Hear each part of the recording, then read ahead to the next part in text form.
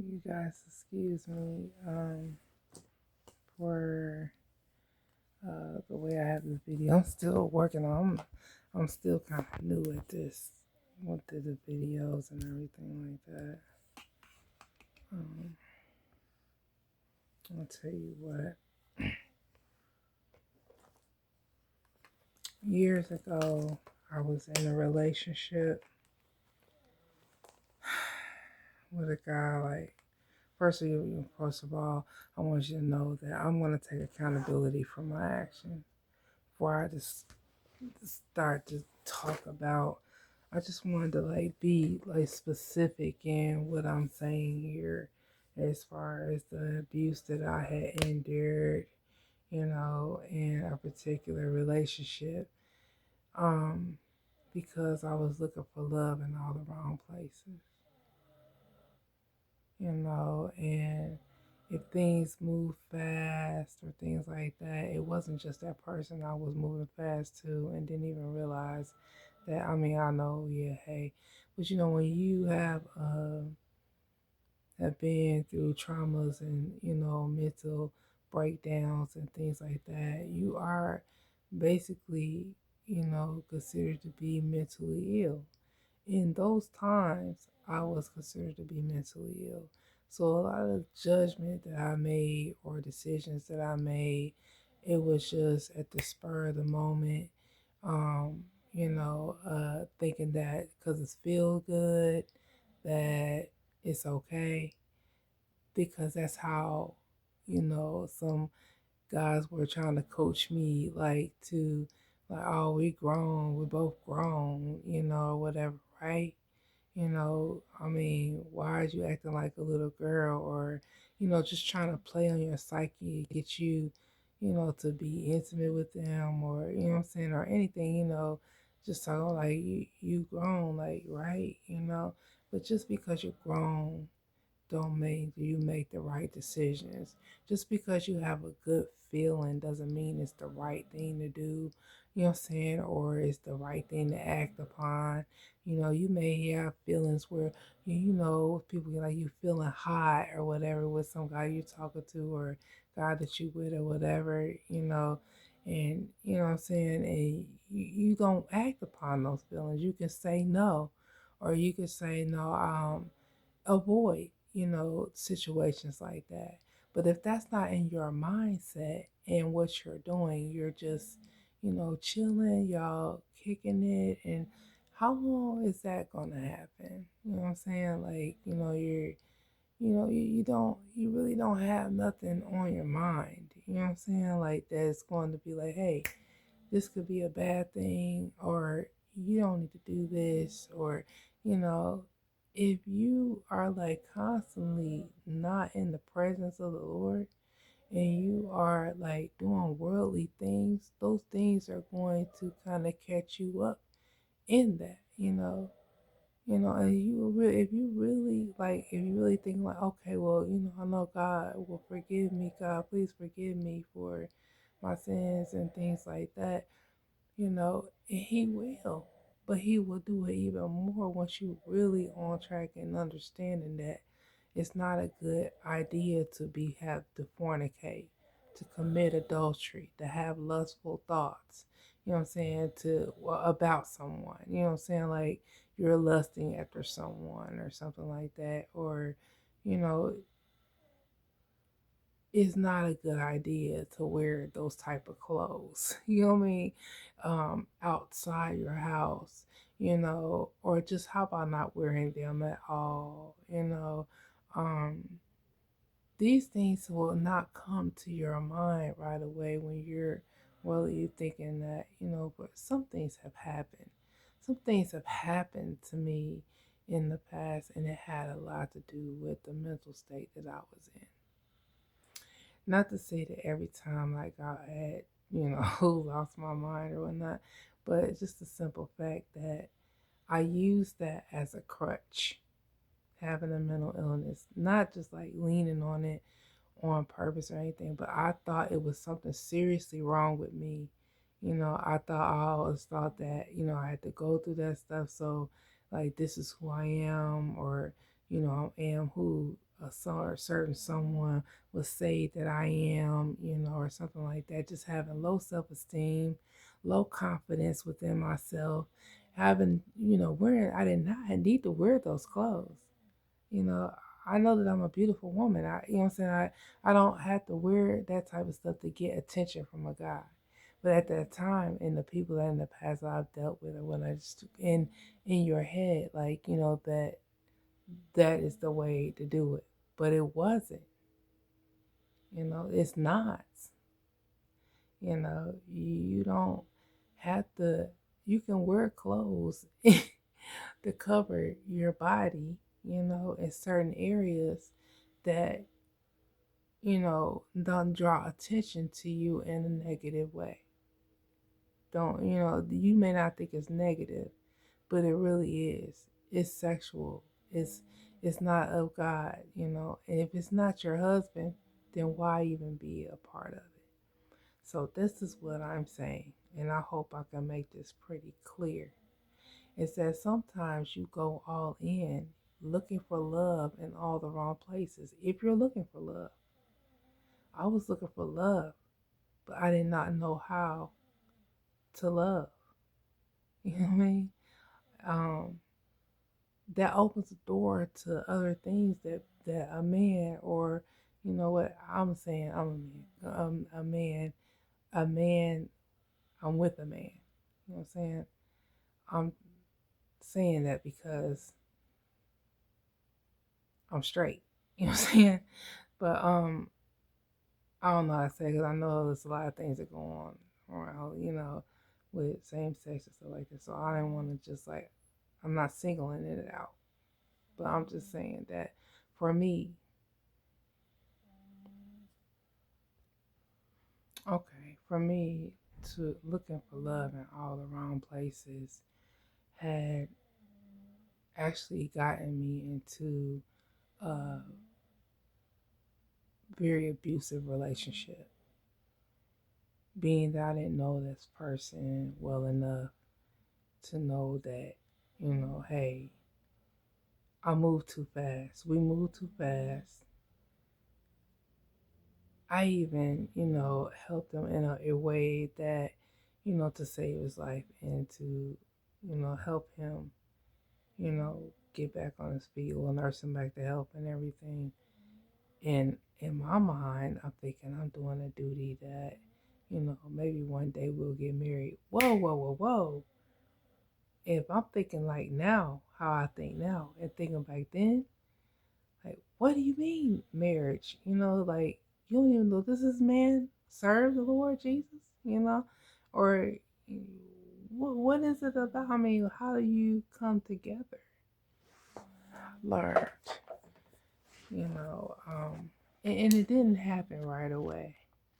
It was the controlling thing. The first controlling thing was for me when I used to smoke cigarettes. It's like I like smoked a certain brand of cigarettes, and I really didn't have the money at that time to get the ones that I wanted. Or he said, "I'm not buying them. We're going to do this," rolling up our cigarettes or something like that. And at first, I didn't like that. But then I said, "Oh well, it does help you keep money in your pocket or whatnot." It's a cheaper way, it's the same thing just about. And that was the first like thing that I recognized that was controlling, because that's not what I really wanted to do. So I'm up here trying to please someone else and their ego when I wanted to do something different. I wanted to do, you know, well, he didn't have to buy them. That's what I had in my head, like he had to buy them, or, he would, if I asked, but he wasn't going to. He already said it. So it's a simple fact that if I wanted something, then I needed to pay for it myself. But that's the way I think now. You know, um, a lot of things I could have done on my own instead of thinking and trying to see whether he's going to do it or not. We didn't even hardly know each other that well for him to have to do that. And sometimes when guys do that those type of things for you, or someone may do something, they're expecting something in return. It may not have to be, anything sexual.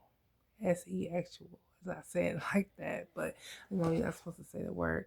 But it could be something else. It could be a little bit more of controlling I can be towards you. What else did I control over you? It could be anything. And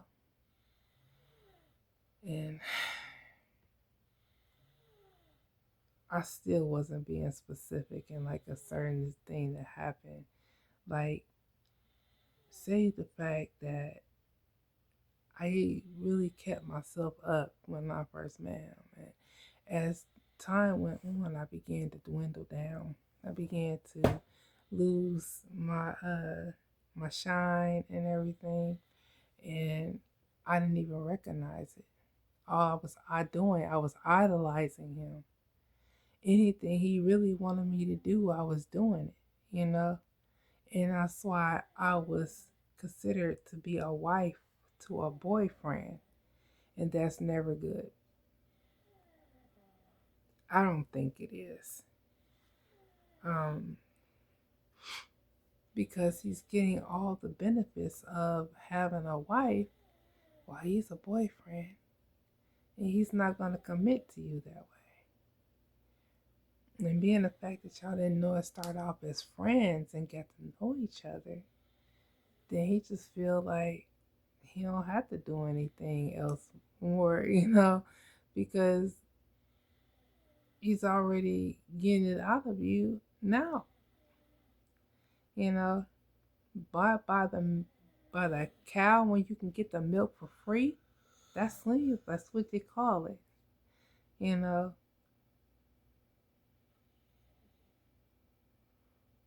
So like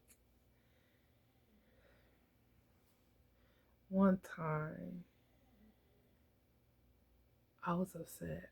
I had like a lot of when things are not in order, it kind of makes me like my thoughts disarray. Disarray like thoughts, like scared thoughts, things like that, or I can't really get it together. And I had like clean clothes and everything all over my furniture in my living room. Everything was a mess, okay? And I still got work to do in my apartment right now. But I'm getting it all together as little as possible, as much as possible, but as little as possible to get it a little bit together here and there to bring it to, complete neatness. Um, I don't know if that's a word, but yeah, so we had words earlier that day on the phone, and it was like accused him of taking some money or something. I thought it was a small amount of money. It was about $30. And where we had it at, I thought, and I'm like, I didn't think my thoughts weren't all together there. I wasn't feeling well. I was nervous. I was, back and forth. Couldn't get my thoughts together anyway. I accused him of that, and before I could apologize, he came in and he just started like throwing money. Like he was like $30. And he got his cousin with him. With God rest her soul, she's not with us no more right now. But he just started like how somebody just kind of make it rain. Like it was like this. I got 20, 50s, hundreds, 20, 50s, hundreds, you know. And he's like, why would I want to take $30 from you? We're about to go out. Let's go.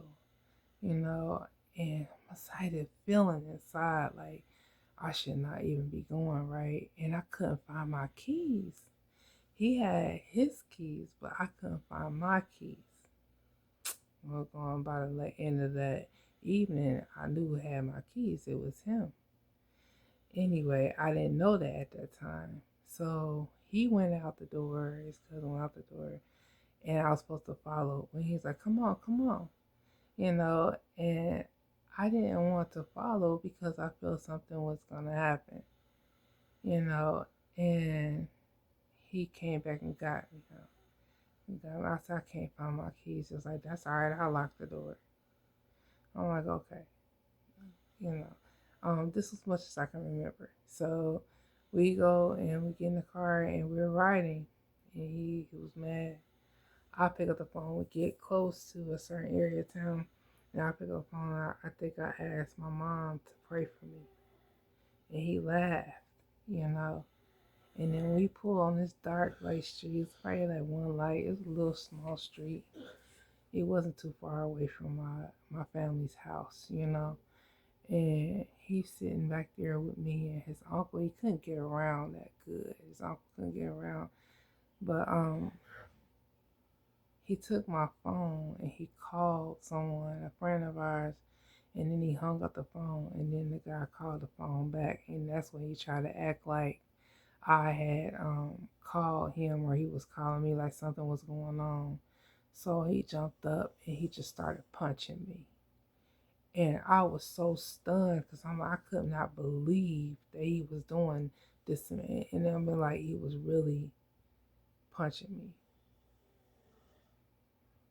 And my dad, he's no longer here, but he's like, you didn't hit that ninja back, you know? And I'm like, I couldn't. Like, I was just like, it was a small car. I don't know. I was just like, for something just told me not to touch him, you know?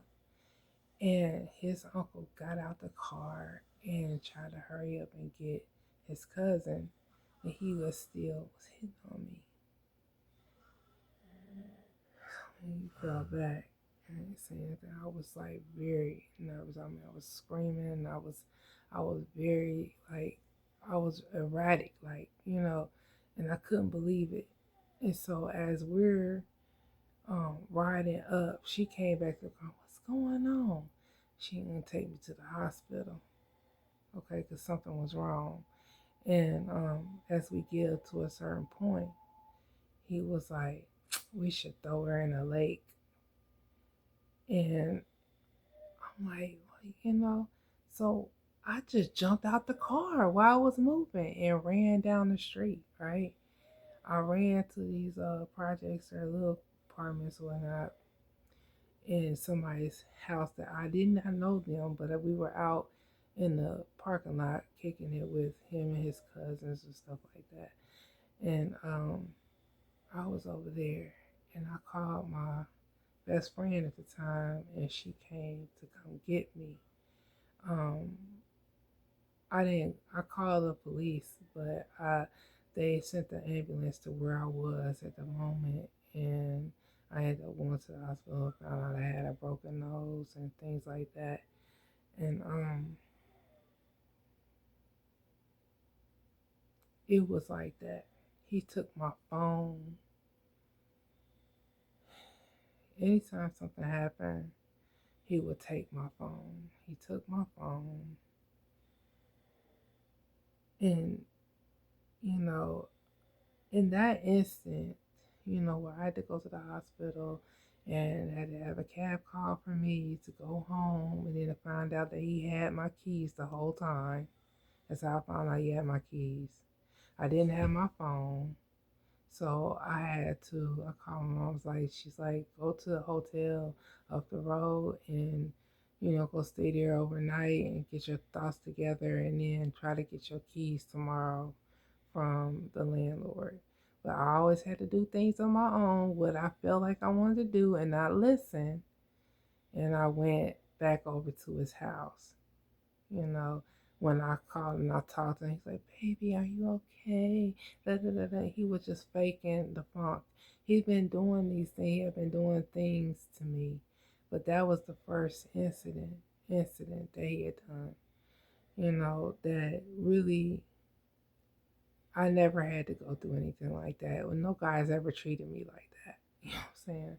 So, you know, I don't know what it was that had me go back, but I went back and things just got worse each and every time. And that's another thing that I think in all heart of my heart of hearts that he never wanted me. You know, because if a man wants you, he's gonna treat you right. He's gonna treat you nice. Even if something happens where y'all fall out or something, if he cares about you and he wants you, you're gonna know it. He's gonna make it known. He made it known the opposite, but he pretended with me.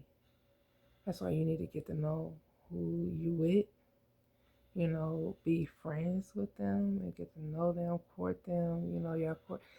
You know, um, do things on your own. Like, you can pay for your meal, go Dutch, or something. Or, if you decide you want to pay sometime, pay to, or just make sure you cover yourself. Like, make a guy, like you want the guy, but you don't really need them like that. You know what I mean? And that's just like one of the incidents that happened between me and that guy. And it was just a tumultuous uh it was like a lot of things happened, okay? Especially from that point, you know. Don't let anybody treat you that way. Don't keep going back to just, if it's something that you don't want and you don't deserve, you need to honor yourself, pray to the Lord, and give thanks. And I say too, God grant me serenity to accept the things that I cannot change, the courage to change the things that I can, and the wisdom to know the difference just for today. And, so just be strong, be diligent, stand your ground, and get to know someone, you know. Your body is not to be given up. Like, you should wait until you're married before you are intimate with someone, And I know it may seem far fetched this day and time, but it's possible. It's definitely something that, God will, reward you with, you know. And let him choose for you. Let him choose who he wants you to be around. Let him choose, and you'll know when, you know, because he's going to make it known. And I'll let y'all go tonight. I feel really like, I need to stretch and everything. But honestly, I love you. I hope this video wasn't so long and drawn out. But I noticed that the videos I make, I said I'm, giving my testimony. It is part of my testimony, you know, um, that I would go more in depth in just telling you the actual story of things that had happened. He didn't go to jail because I didn't prosecute, you know. Out the way our city in that at that time was that, if you call the police and they come or whatever, they don't, you go to the hospital, whatever they call, you call them. If it's on a Friday or a Saturday, you have to wait until Monday to file the charges and everything. Well, he was back at my house by that Sunday night. So it was like I was, he was back with me. He wasn't living with me, but he was just back with me, and it was like when my father came to rescue me or whatnot, and he was there. I can understand why he was upset the way he was. All I was like on some real spoiled type, you know, upset because he said, he better not go to jail if he popped me for, smacked me for being disrespectful, and towards him, and I understand that totally now, because if this Joker didn't go to jail for doing the things that he had done to me, and my dad goes for correcting me, for being disrespectful to him. He's my father and he's there, you know, then I understood. I understood. I didn't understand then, but I totally understand now, you know, and, you know, I wouldn't put myself in a predicament to go through any of that all over again. That was so many years ago. I mean, so many years ago, almost 2 decades ago, you know, but, and it's not like, and it's no going back from that, you know. So, well, I'm gonna go ahead and get off of here. You know, you can like and subscribe, share my video. Um, that's part of my testimony, and you know, not putting anyone on blast or anything like that. You know, but um, just a small synopsis of, you know, what can happen when you don't know someone and you're leading with your heart on your sleeve, and you want the guy to like you want to be in love and all the other things. That is not, it's not time for all that. In the beginning, get to know the person that you are interested in, and y'all will eventually come on the same page. You'll know if he's not for you. You'll know, you know, or she, you know what's not for you. You'll know what's for you. But also stay in tune with the Lord and pray to the Lord and make sure that, you know, what it is that something that He has for you, that He wants for you.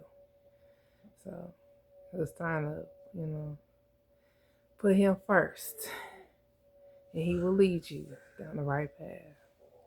God bless you. Good night.